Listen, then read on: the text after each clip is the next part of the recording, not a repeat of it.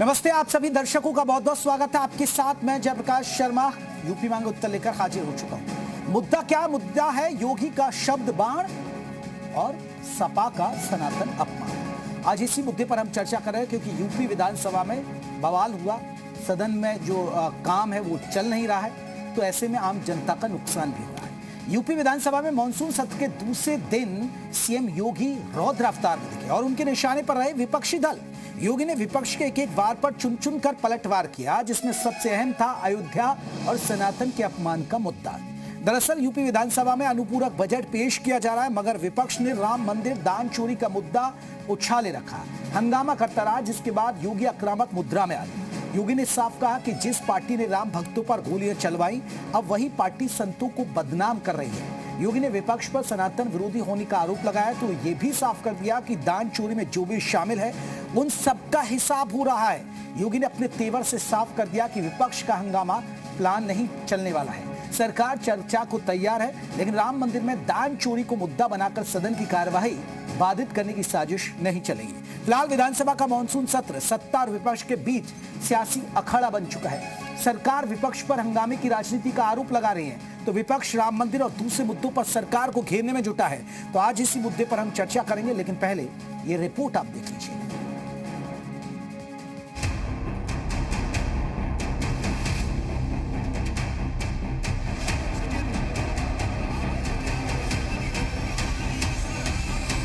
साधु संतों पर आक्षेप करना, इसके लिए अयोध्या धाम को अपमानित करना, बदनाम करना। यूपी विधानसभा में मानसून सत्र के दूसरे दिन सीएम योगी रौद्र अवतार में दिखे और उनके निशाने पर रहे विपक्षी दल। योगी ने विपक्ष के एक एक वार पर चुन चुन कर पलटवार किया, जिसमें सबसे अहम था अयोध्या और सनातन के अपमान का मुद्दा। आज ये आस्था की बात करते हैं, जो प्रभु राम और प्रभु कृष्ण को के अस्तित्व पर प्रश्न खड़ा कर चुके हैं। दरअसल यूपी विधानसभा में अनुपूरक बजट पेश किया जा रहा था, मगर विपक्ष ने राम मंदिर दान चोरी मुद्दा उछाले रखा, हंगामा करता रहा, जिसके बाद योगी आक्रामक मुद्रा में आ गए। योगी ने साफ कहा कि जिस पार्टी ने राम भक्तों पर गोलियां चलवाई, अब वही पार्टी संतों को बदनाम कर रही है। साधु संतों पर आक्षेप करना, इसके लिए अयोध्या धाम को अपमानित करना, बदनाम करना, श्री राम जन्मभूमि मंदिर को बदनाम करना। योगी ने विपक्ष पर सनातन विरोधी होने का आरोप लगाया, तो यह भी साफ कर दिया कि दान चोरी में जो भी शामिल हैं, उन सब का हिसाब हो रहा है। इस पूरे प्रकरण में जिनकी जिम्मेदारी थी, उन लोगों को और उसके साथ जोड़ करके यह 8 लोगों की गिरफ्तारी हुई। विधानसभा में योगी का गुस्सा क्यों भड़का, उसकी वजह भी समझिए। दरअसल विपक्ष ने पहले दिन पेपर लीक और राम मंदिर के दान चोरी के मुद्दे पर सदन नहीं चलने दिया।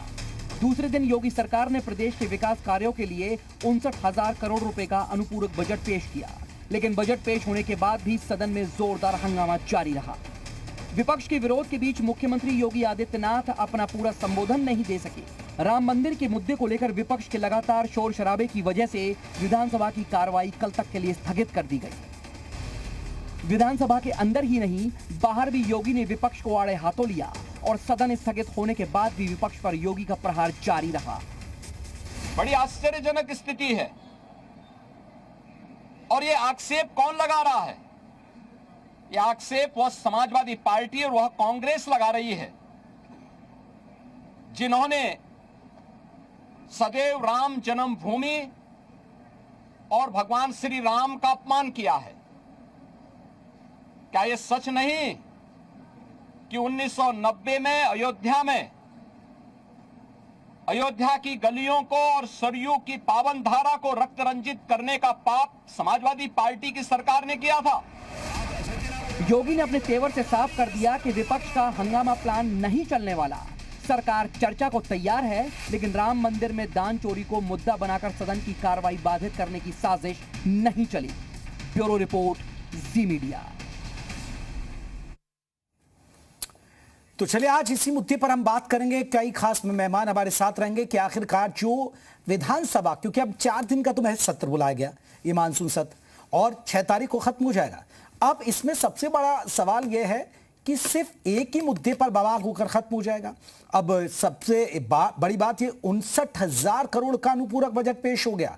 अब उस पर कोई चर्चा हो, बातचीत हो, जनता के हित में कितना काम हुआ, सरकार से ये सवाल जवाब किए जाए, भाई आपने इतने मद में, कितना मद में कहां खर्चा किया, जो पुराना बजट है उसका क्या हुआ, जनता के काम हो रहे हैं नहीं हो रहे हैं, इन बिंदुओं पर चर्चा नहीं हो पा रही है। और कहीं ना कहीं चर्चा हो रही है सिर्फ चढ़ावा चोरी और बवाल और हंगामा के बीच। तो चलिए हमारे साथ कौन कौन खास मेहमान रहेंगे, क्योंकि आज आपको बता दें, जैसे सीएम योगी बोल रहे थे तो विपक्ष ने हंगामा कर दिया, वेल में आकर नारेबाजी की, जमकर हंगामा देखने को मिला। इसके अलावा दर्शकों को यह भी बता दें कि हंगामा होने के साथ फिर सदन की जो कार्यवाही है उसे कल 11 बजे तक के लिए स्थगित कर दिया गया। यानी अब कल सदन शुरू होगा, उसके बाद पता चलेगा कि आखिरकार स्थिति क्या है। चलिए हमारे साथ कई खास मेहमान रहेंगे। अपने मेहमानों का मैं जल्दी से परिचय करा दूं। अमिताभ भूषण वरिष्ठ पत्रकार हमारे साथ जुड़ गए हैं। अंशु अवस्थी हमारे साथ प्रवक्ता हैं कांग्रेस के, वो हमारे साथ जुड़ गए। स्वामी कृष्णानंद आपको बता दें हिंदू धर्मगुरु हैं, वो हमारे साथ जुड़ गए।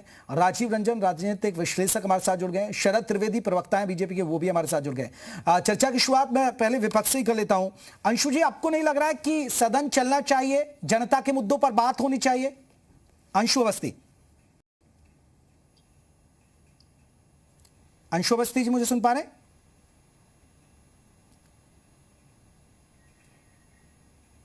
चलिए अंशु जी, आप मुझे सुन पा रहे हैं? लगता है अंशु जी से हमारा संपर्क नहीं हुआ। शरद त्रिवेदी जी, आप कैसे देखते हैं विपक्ष के संगामी को, आप कैसे देखते हैं? चलिए अंशु जी से मिल गया जवाब। चलिए अंशु जी, आपने खा लिया? नहीं, खा नहीं रहा हूँ, चाय पी रहा हूँ दिन भर। चाय की चुस्की ले रहे हैं आप तो। इधर तो डिरेल हो रही है चर्चा और आप चाय की चुस्की ले रहे हैं। अंशु अवस्थी जी, यहाँ तो मामला गड़बड़ हो जाएगा, यूपी में चुनाव है। अंशु साहब, मेरा पहला सवाल यह है, आपको नहीं लग रहा कि विधानसभा की कार्यवाही सुचारू रूप से चलने चाहिए, विपक्ष को साथ देना चाहिए, क्योंकि चुनावी बरस है, सरकार से सवाल जवाब होने चाहिए? देखिए, जो बात आप कह रहे हैं वही बात तो हम कह रहे हैं, और सदन चलाने की जिम्मेदारी दोनों पक्षों की है, सरकार की भी है और विपक्ष की भी है। और हम हर तरीके से सहयोग के लिए तैयार हैं। जब सदन चलने से पहले सर्वदलीय बैठक हुई, उसके बाद कार्य मंत्रणा हुई, विपक्ष ने पूरा भरोसा दिया। लेकिन बीजेपी और योगी आदित्यनाथ जी चाहते हैं कि वो जो चाहें वो सदन के अंदर चले। ऐसा नहीं हो सकता, क्योंकि जो विपक्ष में बैठे लोग हैं, भले वो आज सरकार की संख्या के बराबर नहीं, लेकिन जो विपक्ष में बैठे लोग हैं उनको भी जनता ने भेजा है। जिस जनता के पैसे को आपने भगवान राम के मंदिर में चुराने वाले लोगों को बचाने का काम किया है, हम चाहते हैं कि उस पर चर्चा हो। अच्छा, भारतीय जनता पार्टी वैसे चुनाव के समय और मुख्यमंत्री जी मंचों से तो बड़ी बात करते हैं, धर्म की, सनातन की, भगवान राम की, राम मंदिर की, लेकिन जब राम मंदिर में जो चंदा चोरी हुआ, चढ़ावा चोरी हुआ, जब उसकी बात सदन में आई, क्योंकि आपको सदन में जवाब देना पड़ेगा जी, तब आप उस जवाबदेही से भाग रहे हैं। अंशु जी, अब ये तर्क दे रहे हैं ना, हम तो तैयार हैं। अब मुख्यमंत्री ने तो, आप देखिए, पत्रकारों से बातचीत में बहुत देर तक ये बात कही, उन्होंने एक एक चीज बता दी, क्या क्या जांच हुई, कौन कौन आरोपी हैं। फिर से मैं कह रहा हूं, पत्रकारों से उन्होंने बातचीत नहीं की, विधानसभा से वो निकल कर गए और उसके बाद उन्होंने पत्रकारों को संबोधित किया। प्रेस कॉन्फ्रेंस, बातचीत और संबोधन दोनों अलग अलग बातें। उन्होंने वन वे डायलॉग किया, अपनी बात कह दी और उसके बाद चले गए। सवाल यह है कि आपकी अगर नियत ईमानदार होती, 2 बजे आपने हाउस को पूरे दिन के लिए एडजर्न कर दिया। रात 10-10 दिन तक, 10-10 बजे रात, 11 बजे रात, 12 बजे रात तक बहस हुआ करती थी। अगर भाजपा की नियत साफ होती तो 1 घंटे के लिए आप एडजर्न करते। चलिए मैं इस पर जवाब लेता हूं।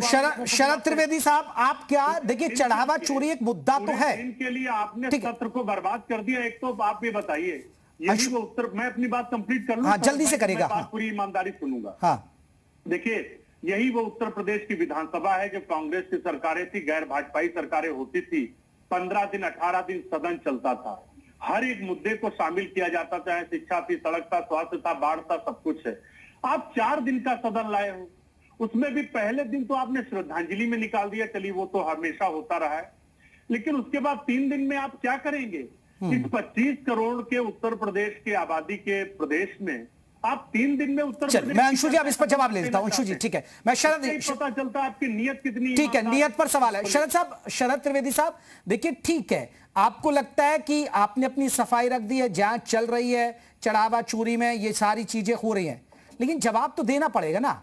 आप क्या चर्चा से भाग रहे हैं क्या चढ़ावा चोरी में?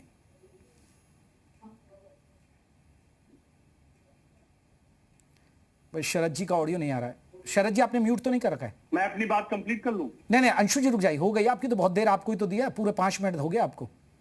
ठीक है शरद जी, आपका ऑडियो ऑन म्यूट है शायद, आपने म्यूट तो नहीं कर रखा है शरद जी, अनम्यूट कीजिएगा, एक बार रखिए अपनी बात। जी शरद जी।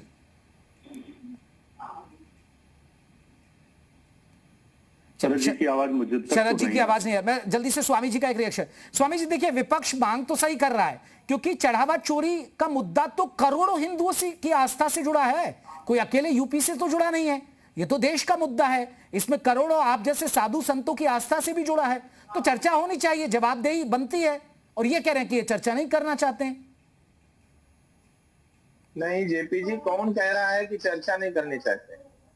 भाई चर्चा तो सरकार कह रही है कि मैं चर्चा करने के लिए तैयार हूं। दूसरी बात, चढ़ावा चोरी का मामला जब सुप्रीम कोर्ट की निगरानी में एसआईटी पुनः गठित हुई है और जो अपराधी हैं उनको दंडित भी किया गया है, गिरफ्तार भी किया गया है, तो चढ़ावा चोरी को लेकर के हंगामा करना और खास करके उन लोगों के द्वारा करना कि जिन्होंने राम के अस्तित्व को नहीं माना अथवा जो चढ़ावा चोरी की बात करते हैं, मैं आपके चैनल के माध्यम से पूछना चाहता हूं कि उन्होंने कितना चंदा दिया है या कितना चढ़ावा चढ़ाया है राम मंदिर में।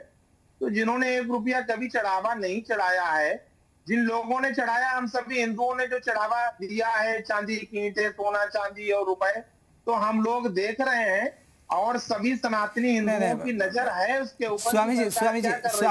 स्वामी जी अब मान लीजिए किसी के घर में गाड़ी नहीं है, वो रोड टैक्स ना दे तो सड़क पे ना चले, ऐसा तो नहीं होता ना? क्यों? बगैर रोड टैक्स जो भी चल रहा है उसको देना ही पड़ता है। नहीं मान लीजिए कोई अब साइकिल से चलता हो, नहीं साइकिल से अगर कोई चलता हो, अब उसका तो कोई टैक्स देगा नहीं, बैलगाड़ी से चलता हो, जो गाड़ी ले रहा हो रोड टैक्स बगैर दिए चल रहा हो, आप बता दीजिए एक भी।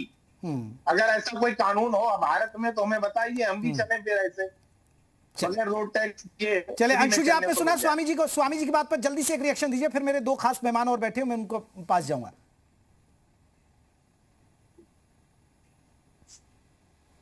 भैया कि जो ट्रस्ट माननीय उच्चतम न्यायालय ने बनाने का निर्देश केंद्र सरकार को दिया, उसमें कोई भी एक साधु संत नहीं रखा। आपने मोदी जी ने आरएसएस और बीजेपी के लोगों को, विश्व हिंदू परिषद के लोगों को उसमें डाला। मुझे आप बताइए, जहां पर गणना होती थी पैसे की, चंदे के चढ़ावे की, आप वहां पर रोजाना चेकिंग होती थी, अचानक से नियम बदलकर उसे रैंडम कर दिया गया। सीसीटीवी फुटेज में है कि 40 दिन में 70 बार चोरी पकड़ी गई और तमाम सीसीटीवी फुटेज डिलीट कर दिए गए। तो क्या जो कानून रैंडम करने का कानून बनाया गया, जिसमें विश्व हिंदू परिषद आरएसएस के लोगों को कर्मचारियों के रूप में भर्ती किया गया, कोई मानक का पालन नहीं किया गया? ये किन लोगों ने किया? क्या उन कर्मचारियों ने किया जिनको आपने पकड़ के जेल में डाला है? ये तो ट्रस्ट में बैठे जिम्मेदार लोगों ने किया, ट्रस्ट के महासचिव ने किया, चंपत राय ने। और ये बात मैं नहीं कह रहा हूं, ये ट्रस्ट के कोषाध्यक्ष जो हैं, जो गोविंद गिरी जी, वो कहते हैं मैं तो 2-3 महीने में एक बार जाता था, ऑडिट रिपोर्ट देख लेता था। चलिए अब बताइए, कोषाध्यक्ष को भी जब आपने शामिल नहीं किया, पूरा एक ये तो अब ये थोड़े उसमें कोई कांग्रेस वाला थोड़े बिठाते ना सर, अंशु अवस्थी जी, अब उसमें कांग्रेस का थोड़े बैठेगा। अब भाई विश्व हिंदू परिषद ने लड़ाई लड़ी, इन्होंने तो लड़ाई लड़ी ना राम मंदिर के लिए, कांग्रेस वालों ने थोड़े लड़ाई लड़ी थी भाई। 1 मिनट, निर्मोही अखाड़ा ने लड़ाई लड़ी कि आपने ट्रस्ट में रखा उनको? तमाम ऐसे लोगों ने लड़ाई लड़ी। हम तो ये कहते हैं कि जो स्वामी जी अभी बीजेपी के बात कर रहे हैं, स्वामी जी को ही रख लेते उसमें, साधु संतों को रखते, वो तो संतों का। मैं लौट रहा हूं। अमिताभ भूषण वरिष्ठ पत्रकार हमारे साथ जुड़ा। अमिताभ भूषण, आप कैसे देखते हैं इस पूरे विवाद को, क्योंकि विपक्ष भी चाहता है कि इस मुद्दे पर सरकार घिर रही है? मैं क्लोज करता हूं 10 सेकंड। सर अब बहुत हो गया ना अभी। देखिए, ये सुनियोजित और संगठित बीजेपी आरएसएस ने लूट की है। पहले जमीनों की खरीद फरोख्त के नाम पर लूट की गई, 2 करोड़ की जमीन 18 करोड़ की बेची। उसके बाद सीधे जो श्रद्धालुओं ने चढ़ावा चढ़ाया उसको लूटा गया। स्वामी जी कह रहे हैं कि इन लोगों ने पैसे नहीं दिए।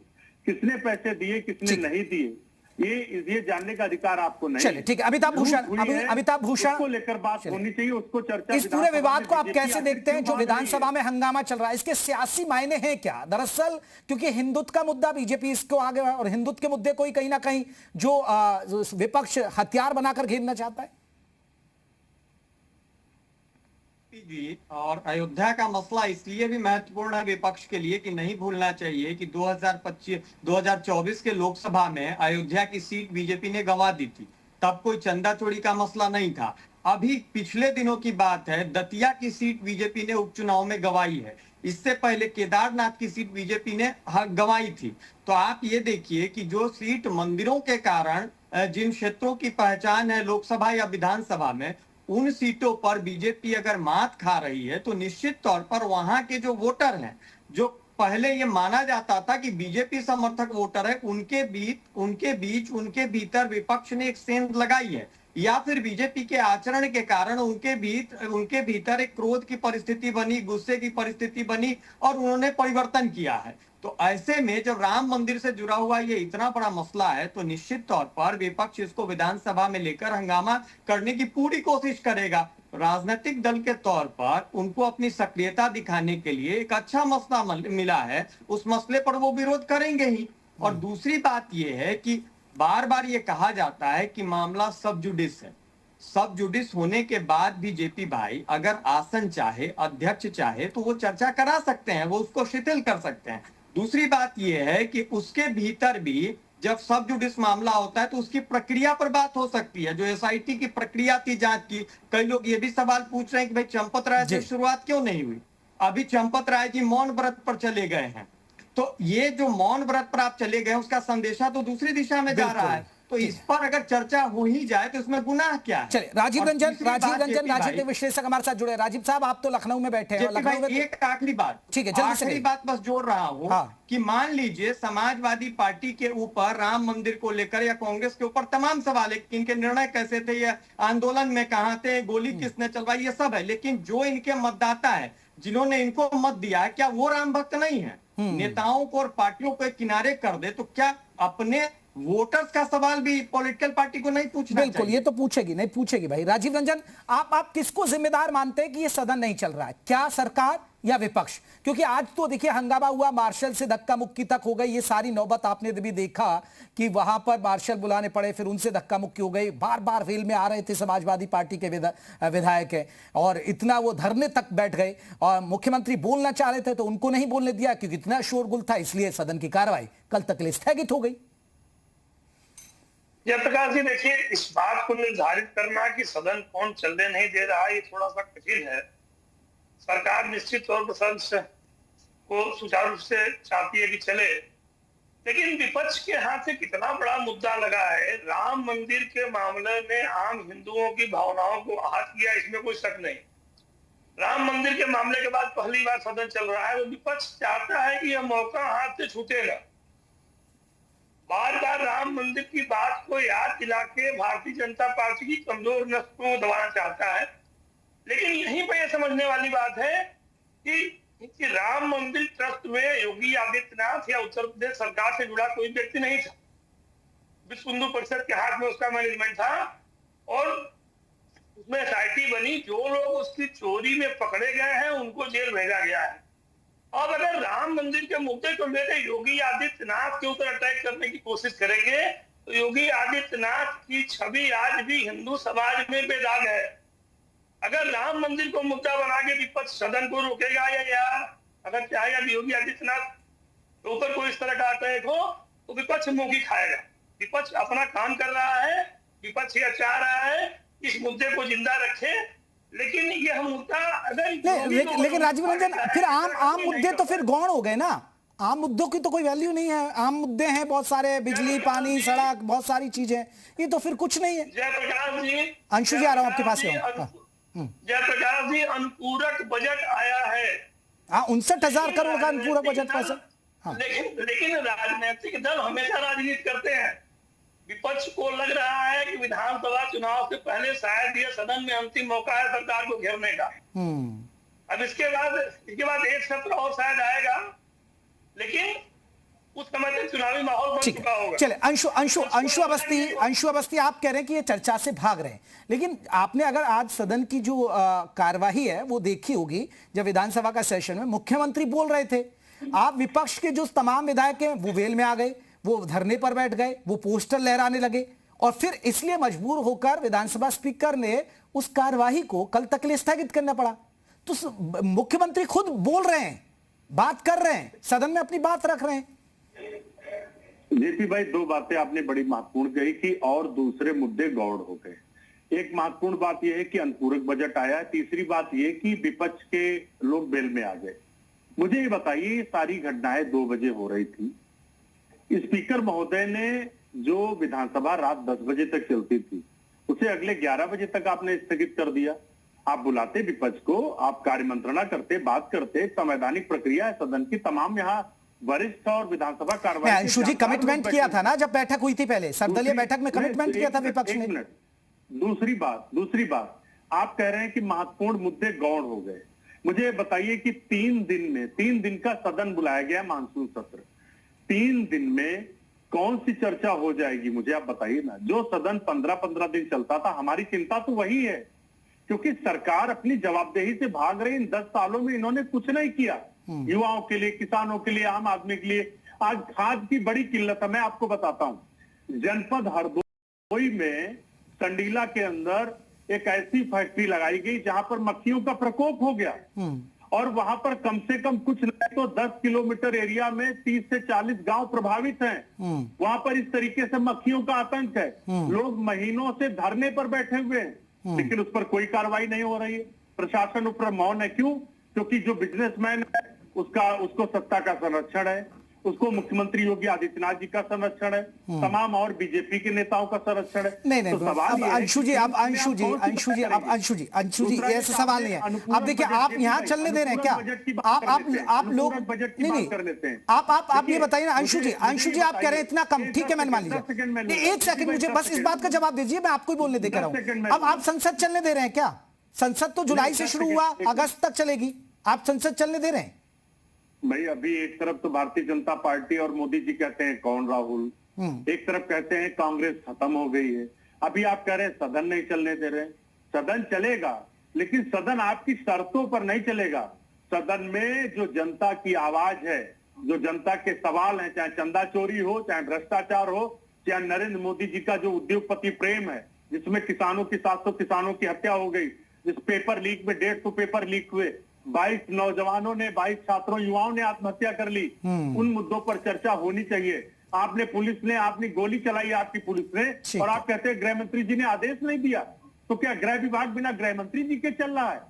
तो इन विषयों पर चर्चा होनी चाहिए। प्रधानमंत्री अमिताभ भूषण, आप क्या मानते हैं, गुनहगार कौन और जिम्मेदारी किसकी? चाहे वो लोकसभा की बात हो या राज्यसभा की बात हो, या हम यूपी विधानसभा की बात करें जो चल नहीं पा रही है, जिम्मेदारी किसकी इसकी? देखिए, जिम्मेदारी दोनों की है। सदन चले, ये जिम्मेदारी दोनों की है, सत्ता पक्ष और विपक्ष की। और इस मसले पर सत्ता पक्ष की जवाबदेही ये है, जो वो कह रहे हैं कि हमने बातचीत किया और इन्होंने एश्योर किया था कि हम विरोध नहीं करेंगे, तो उस बात का भी लेखा जोखा सामने आना चाहिए कि क्या राम मंदिर को लेकर विपक्ष ने ये कहा था कि हम इस पर बात नहीं करेंगे? और अगर कहा था और उसके बाद भी विपक्ष का ये रुख है सदन के भीतर, तो निश्चित तौर पर विपक्ष की जवाबदेही बनती है। लेकिन अगर विपक्ष ने ऐसी कोई बात नहीं कही हो और राम मंदिर का मसला एक ज्वलंत मसला है, वो भी लोगों के हितों से जुड़ता हुआ मसला है, वो भी उत्तर प्रदेश की साख से जुड़ा हुआ मसला है, वो भी सनातन के साख से जुड़ा हुआ मसला है, तो उस पर अगर विपक्ष बहस के लिए कह रही है, तो उस बहस की बात पर सदन में जो अध्यक्ष हैं, आसन है, उनको हस्तक्षेप करना चाहिए। इतना लंबा सही बात है कि आप अगले 11 बजे तक स्थगित करें, 1 घंटे का स्थगन करते, फिर बुला के बातचीत करते, कोशिश करते दोबारा सदन शुरू कराया जाए। तो ये दोनों तरफ की जवाबदेही है, और सदन में मर्यादा न टूटे, ये दोनों तरफ के लोगों को ध्यान रखना पड़ेगा। लेकिन केवल एक के मत्थे ये जवाबदेही नहीं दी जा सकती है। मेरा ये कहना है कि अगर राम मंदिर में सब कुछ ठीक चल रहा है, SIT की जांच बहुत अच्छी हो गई, तो हो जाए बहस, क्या दिक्कत है इस बहस में? अगर बहस हो ही जाए SIT के प्रक्रिया को लेकर, तो उसमें समस्या क्या है? सरकार मजबूती से अपना पक्ष रख दे, विपक्ष भी शांत हो जाए। और संदेशा भी साफ साफ चला जाए। ठीक है। राजीव रंजन एक बड़ा सवाल है। देखिए, चाहे अंशु जी ने एक वैलिड सवाल उठाया। अब देखिए, इन सभी विधायकों को जो दूर से आते हैं, यूपी बहुत बड़ा है और वो लखनऊ पहुंचते हैं, हालांकि देखिए सरकारी खर्चे पर ही आते हैं, इनको सब डीए टीए सब मिलता है इन विधायकों को। अब ये अपनी बात रखने आते हैं इतनी दूर। अब ये 3-4 दिन सदन चलेगा, एक दिन तो श्रद्धांजलि में निकलता ही है, हमेशा से ऐसा होता है। अब 3 दिन चलेगा, इतना बड़ा राज्य, चुनावी माहौल, उस बीच आपको नहीं लग रहा है कि वाकई में समय सीमा कम है और फिर इस तरह का विपक्ष का रवैया ये और कहीं ना कहीं और नुकसान पहुंचा रहा है? तो वही घूम फिर के, हाँ भाई, आम मुद्दों पर तो कोई बात ही नहीं कर रहा, बहुत सारे मुद्दे हैं। यूपी इतना बड़ा राज्य है, शिक्षा की बात हो, रोजगार की बात हो, बिजली की बात हो, पानी की बात हो, बारिश में जल भराव की स्थितियां हो जाती हैं, किसानों को नुकसान हो रहा है, बहुत सारी चीजें हैं। निश्चित तौर पर जयप्रकाश जी, मैं अंशु जी की बात से सहमत हूं कि विधानसभा इतना बड़ा राज्य 3 दिन 4 दिन सत्र चले, इसका कोई मतलब नहीं। सत्र तो निश्चित तौर पर हर अधिवेशन में कम से कम 15 दिन तो चलना ही चाहिए ताकि सारे मुद्दे आ सके। अब जहां तक विपक्ष की बात है, विपक्ष तो मैंने पहले भी कहा कि यह चुनावी साल है, विपक्ष अपने राजनीतिक भूमिका को स्पष्ट रूप से रखेगा। विपक्ष राजनीति से बाज आ जाए, ऐसी आदर्श अपेक्षा हम कर सकते हैं। ठीक है कि आदर्श स्थिति यह हो कि विपक्ष सकारात्मक बहस करे, लेकिन पॉलिटिकली विपक्ष को यह सूट नहीं करता, तो वो मुद्दे तो उठाएगा। विपक्ष तो चाहेगा कि डिस्रप्शन हो, राम मंदिर पर निश्चित तौर पर विपक्ष चाहेगा। चलिए शरद त्रिवेदी जी, देखिए अंशु अवस्थी जी लगातार ये कह रहे हैं कि सरकार भाग रही है चर्चा से, सरकार भाग रही है, हम तो तैयार हैं। शरद जी, कौन जिम्मेदार है? ये चर्चा क्यों नहीं हो पा रही है?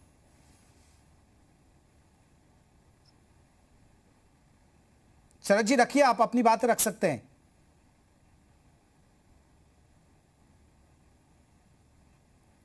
देखिए, ना तो हम चर्चा से भाग रहे हैं, ना हम इन्वेस्टिगेशन से भाग रहे हैं। इन्वेस्टिगेशन चल रहा है। 13 लोगों को हिरासत में लिया गया है, 140 लोगों का इंटरोगेशन, कस्टोडियल इंटरोगेशन हुआ। हम ना इन्वेस्टिगेशन से डर रहे हैं, ना हम चर्चा से भाग रहे हैं। इनकी समस्या ये है कि चुनाव आ रहा है, 36 साल से कांग्रेस उत्तर प्रदेश से बाहर है और 12 साल से जितने भी विधानसभा चुनाव वो सब की सब समाजवादी पार्टी हारी।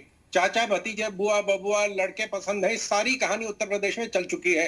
आगे इनका भविष्य अंधकार में है। और जो हमारे अवस्थी मित्र हैं वो बता रहे हैं कि साहब आपको, आपके जो उद्योगपति मित्र, मैं तो अभी बता रहा हूं, मैं नाम ले रहा हूं कि आपके सतीशन साहब जो केरला के मुख्यमंत्री, उन्होंने रात को चुपचाप गए हैं अडानी के जो लोगों से मिलने के लिए बेंगलोर, प्राइवेट हवाई जहाज से गए और उनसे मिलके उन्होंने 39% जो उसका स्टेक है वेजिकन प्रोजेक्ट का, वो अडानी ने विदेश की कंपनी को दे दिया, जबकि 69% उसका शेयर होल्डर तो जो केरला सरकार है।